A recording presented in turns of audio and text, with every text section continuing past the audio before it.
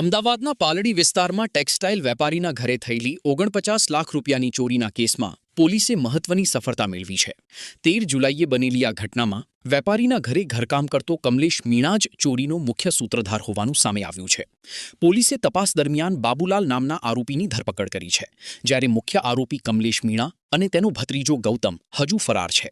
પોલીસે આરોપીઓ પાસેથી 26.17 લાખ રૂપિયાનો મુદ્દામાલ રિકવર કર્યો છે। તપાસમાં ખુલાસો થયો છે કે કમલેશે વેપારીના ઘરની તિજોરીમાંથી દાગીના ચોરી કર્યા હતા। બાદમાં પોલીસના ડરથી તેણે ચોરાયેલા દાગીના પોતાના મિત્ર બાબુલાલને સોંપી દીધા હતા અને ફરાર થઈ ગયો હતો। બાબુલાલે આ દાગીના પોતાના ભત્રીજા ગૌતમને આપવાની યોજના બનાવી હતી। હાલ પોલીસ બંને ફરાર આરોપીઓની શોધખોળ કરી રહી છે। આ કેસ અંગે વધુ માહિતી આપી રહ્યા છે અમદાવાદ ઝોન 7ના ડીસીપી શિવમ વર્મા। 13/7/2026 રોજ પાલડી પોલીસ સ્ટેશનમાં એક નોકર ચોરીની ફરિયાદ થઈ હતી।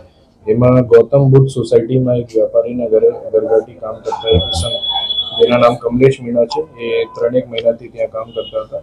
એને ધીરે ધીરે કરીને ટોટલ દાગીના અને કેશ જેની કિંમત આશરે 49,62,000, જેમાં 48,16,000નો દાગીના, 37 જેટલા દાગીના હતા અને 1,46,000ના કેશ એ ચોરી કર્યા હતા। એમાં તાત્કાલિક પાલડી પોલીસને એફઆઈઆર નોંધાઈ। તે પછી પાલડી પોલીસ અને એલસીબી ઝોન 7ની જુદા જુદા ટીમ બનાવેલી હતી, કેમ કે એના જો ફરિયાદી હતા એને નામ સિવાય બીજી કોઈ એડ્રેસની ખબર નથી હતી અને એ કરીને એક ટીમે અમદાવાદમાં એ કયા ગયા હતા એની શોધખોળ અને તે પછી બીજી ટીમ એના ઘરની એડ્રેસ આઈડેન્ટિફાઈ કરીને એને આ મોકલી હતી। એ કરીને એક બીજા આરોપી જેના નામ બાબુલાલ મીણા છે એની ધરપકડ પોલીસ કરેલી છે। બાબુલાલ મુખ્ય આરોપી કમલેશ મીણાના મિત્ર છે અને એ જો દાગીના ચોરાયેલા હતા એના રિસીવર કરીને હતા અને બાબુલાલના કામ હતા કે ત્રીજા આરોપી ગૌતમ જો કે ભત્રીજા છે મુખ્ય આરોપી કમલેશના, એને દાગીના આપવાના હતા। બાબુલાલે થોડાક દાગીના એક સોનીને આપ્યા હતા અને બીજા દાગીના એને પાસે જ હતા।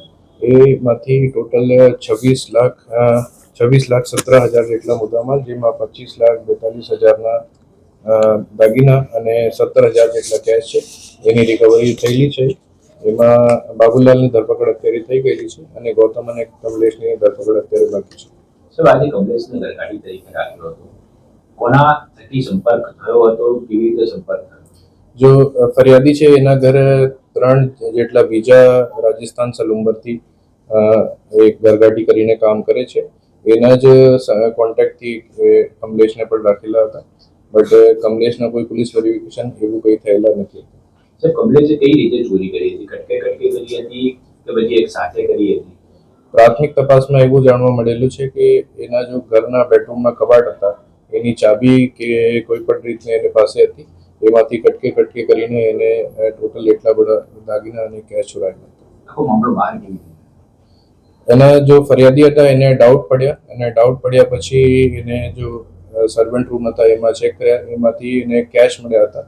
જો કેશ ફરિયાદીના હતા અને એ કેશ કરીને એને ઉપર ડાઉટ થયો અને તે પછી એને બધા કબાટ ખોલીને એક એક કરીને વસ્તુ ચેક કર્યા, તે પછી એને ખબર પડી કે મોટી ચોરી થયેલી છે। સર, આ જે આરોપી કમલેશ છે, બાબુલાલ સાથે શું સંપર્ક હતો એનો? અન્ય જે ગૌતમ નામનો આરોપી છે એની સાથે શું સંપર્ક હતો અને કઈ રીતે આ ભાગબટાઈ કરી હતી કે શું આખો આજે મુદ્દામાલની અંદર એ લોકોનો રોલ હતો? બાબુલાલ જો છે એ કમલેશના મિત્ર છે અને સલુંબરમાં આજુબાજુના ગામના રહેવાસી છે અને અહીંયા બંને ઘરઘાટી તરીકે કામ કરે છે અને ઘણા વર્ષોથી ઓળખે છે અને એ જ કમલેશ એને પકડવાની ડરથી બાબુલાલને બધા મુદ્દામાલ આપીને ત્યાંથી ફરાર થઈ ગયા હતા અને બાબુલાલને કામ આપ્યા હતા કે તમે ગૌતમને એ બધા મુદ્દામાલ ચોરાયેલા વસ્તુ છે એ આપવાની છે, એ કરીને એ બંને કોન્ટેક્ટમાં છે। બાબુલાલને કોઈ ભાગ આપવાનો હતો કે એવું કંઈ ડિસ્કશન થયા નથી હતા, એને બધા ચીજ ચોરાયેલી વસ્તુ ગૌતમને આપવાની વાત કરી હતી। આજે અન્ય બે ઘરગાડી તરીકે ત્યાં જ કામ કરતા હતા, એ લોકોનો કોઈ રોલ ખરો કે કેમ? પ્રાથમિક તપાસમાં એનો કોઈ રોલ નથી। બે એમાં લેડીઝ છે અને એક 3 વર્ષ જૂના એક સર્વન્ટ છે, એના અત્યાર સુધી કોઈ રોલ છે। ગૌતમનું સર બેકગ્રાઉન્ડ શું છે? અગાઉ કોઈ ગુના દાખલ થઈ ચૂક્યા છે કે કેમ? ત્યાંનો રહેવાસી છે, કેટલા વર્ષથી અહીંયા અમદાવાદમાં રહે છે? એ 3 સલુંબરના રહેવાસી છે। એમાં જો બાબુલાલ અને કમલેશ અહીંયા ઘરઘાટી તરીકે કામ કરે છે અને એમાં જો બાબુલાલ જેની ધરપકડ થયેલી છે 12મી ધોરણ સુધી ભણેલા છે અને કમલેશ જો છે એ 10મી ધોરણ સુધી ભણેલા છે અને બીજા જો ગૌતમ છે જો મુખ્ય આરોપી કમલેશના ભત્રીજા કરીને છે એ અત્યારે કોલેજમાં ભણે છે સલુંબરમાં. કારણ કે જાણવા મળ્યું છે કયા કારણોસર ચોરી કરી? એ આપના આર્થિક ફાયદા માટે અને ઇઝી મની મળી જાય એ માટે એને ચોરી કરી. ऐसे ही अन्य खबरों के लिए चैनल को सब्सक्राइब कीजिए। खबरों का नोटिफिकेशन पाने के लिए बेल आइकॉन को जरूर दबाएं।